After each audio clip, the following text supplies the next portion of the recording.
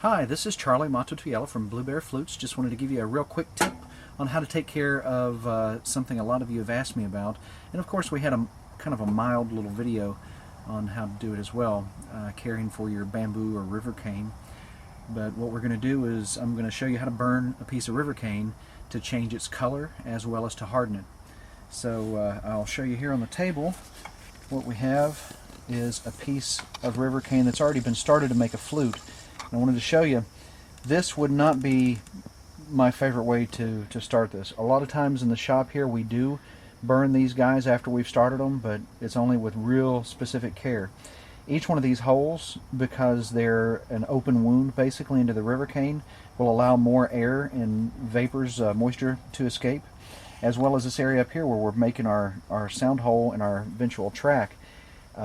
Because this is dug down into the river cane and doesn't have the nice smooth covering on the outside of it anymore, it's a place where air tends to want to escape. Hence the last part of the video on doing the river cane and bamboo, we talked a lot about how to preserve it so that it doesn't leak out and dry out too quickly there, causing it to crack. So this is not one I would want to go ahead and burn. However, this guy hasn't been done anything with other than the fact this end is open and this end is open. If this were bamboo and there were links and links and links, you would want to make sure that each one of these links are open. If they were not, you may get a very scary surprise when it explodes on you. Now, of course, I've exploded a lot of river cane and bamboo in my life, so I'm going to tell you it's scary, but it's not gonna hurt you in most cases. But I still recommend don't burn anything with a closed link. This is open completely from here all the way down to the end, and I can stick a rod down there to show you that it's not got a chamber anywhere other than this one, and this one is still open to allow the gases and vapors to escape. So the first thing I'm going to do is show you how to color it, and then from there I'll show you how to make it black.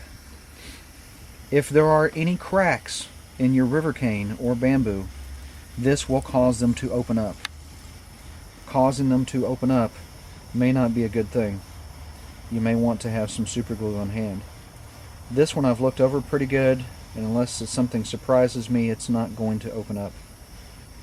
I'll show you some different techniques we can do, and I still want to salvage this beautiful piece of river cane, so I'll show you what we'll do in steps and stages, and eventually we'll turn it black. My favorite color of river cane is whenever it starts to redden a little bit. When it's starting to become just a little redder, or maybe more of a coffee colored brown, not black. Black's great, but that in-between stage is my favorite. I guess it's the most eye-catching. I'm going to wipe this with a oil rag here in just a second so you can see. And as you notice, little vapors come out and they leak, drip onto my table. That's the oil and water vapors from inside of the piece of river cane, and you see them steaming out there. Now, should you breathe this stuff in? Probably not, but probably no different than breathing in a campfire. You know, it's not oxygen, so it's not something we really want to put in our body. And let's see, so this is just some light fluffing, I like to call it, with the torch. This is what it's going to look like if you wipe it while it's still hot.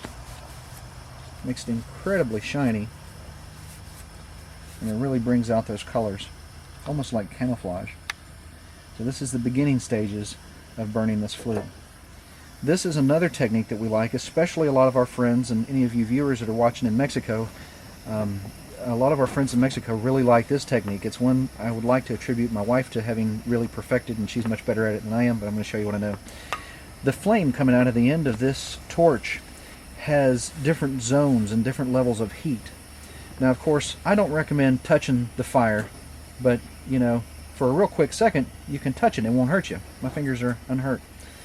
Most people are like, oh no, don't touch the fire, because as a child, the first thing we learn is to not burn ourselves on the stove or with fire, and it's a really quick and really painful message that we learn. Learning to unlearn that's a real difficulty. Firemen, I think, probably learned that, and I've got some firemen in my family, so maybe that's where I got it from. But anyway, this fire has some cold zones in it that are actually probably around 30 degrees right now. And I don't know if you can see them. I'll hold it steady so you can see. If you look close to the tip and right in the middle of that bluish green cone, you'll see that you can see through it better in the middle than you can on the sides where it's more like outlined. That's because the cone itself is fairly uniform, and the inside of the cone is where there's gas coming out of this bottle. As the gas comes out of this bottle, and thanks to Bernoulli's law, sucks oxygen through these little sides here, the gas and the oxygen mix makes it create a really nice torch head that you see there, a nice little cone shape on the end of the fire.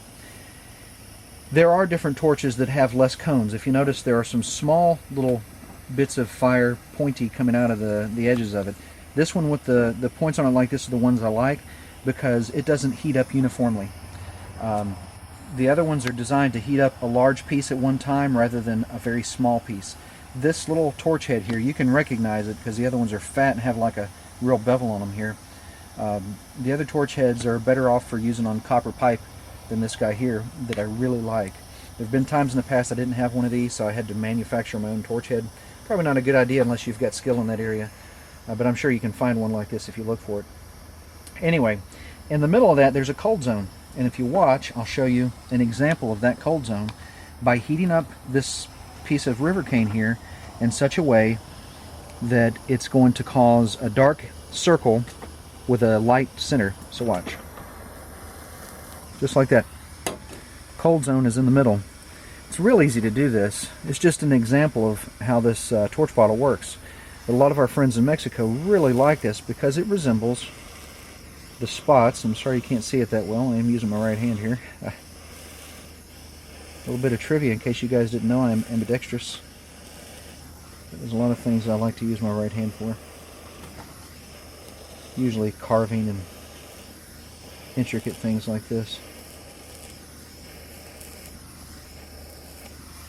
So what I'm doing here is just creating these scorch marks.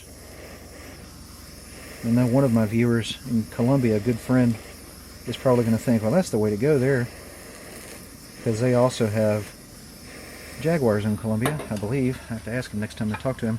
But we've made these spots, and if you cover the entire flute like that in those spots, it actually resembles a lot of the jaguar symbology of the Central and some South American cultures, and it makes it really beautiful. Really does a good job. Now let's say you did that and somewhere down here you decided you didn't like it. You could always go over it and make the whole thing black. But if you notice, I wave the torch head back and forth so that I don't heat it up in one area too much or too quickly. The reason I do that is obvious that it will create some charring. And I'm going to show you what charring looks like in a second on a piece of this river cane that I'm not going to use for a flute. And I'll show you what this guy's going to look like, and then we'll be concluded this little tips and tricks video. And you can see what we have going on here. Okay, I'll go ahead and wipe him. It looks pretty cool. Very nice and black.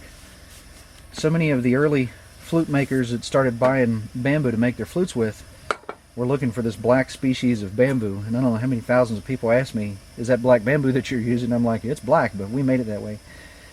So you can see, and you can actually do a number of other designs if you decide. One really neat old design that wasn't done with a torch, of course, but it was still accomplished very well, was banding. A lot of banding took place on a lot of different levels, everything from arrow shafts to flutes. I've got one friend that's a flute maker that I remember still does banding like this on some of his flutes, but not very often. Looks pretty cool. So that's another design that you can do. So many of them, though. You can go a long ways with this.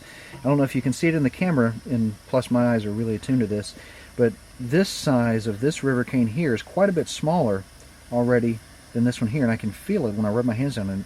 So the river cane actually expands initially, and then it contracts a great deal once it expels the liquid inside. And you can feel these bands even. I mean, it's incredible. It has like 250 degrees, but I don't really feel pain or heat like that anymore. So you can feel this as you rub your fingers back and forth against, after the flute's cooled off. You can feel that there's some ribs there from heating. Kind of neat. And then I'm going to show you on this piece what charring is like. This is just a scrap piece that we're not going to use. So this is the preferable black that you may be looking for.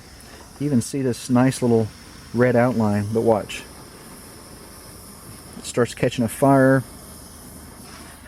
and just like a burnt marshmallow, you can see right there, it's charring. It's turning into coal. Not what you're looking for. It does make a neat effect though, by the way. Just not necessarily what I'm looking for. However, this is just a really great technique. Like I said, it's one I use a lot. It helps to cure out bamboo or river cane if it's too green. If it were too green, I would lightly go over the whole piece like we discussed in the last video, and then bake it inside of a paper bag in your oven with the door propped open, like you're making beef jerky or something. But that's really about it. You know, pretty simple. Lots of neat things you can do with it, and a lot of direction you can go with it. So anyway, like I say, a great little tip for you if you're wanting to color. Oh, this technique also works on wood too, by the way. I'm not going to recommend you do this on anything without practice first, and certainly in an open area where you're not going to create any vapors that might be harmful to you, and probably not inside the house. You know, you don't want to catch anything afire. Please make sure you're careful with fire if you do this. I'm not saying you should or recommending that you follow my techniques, but here they are for you anyway if you're curious.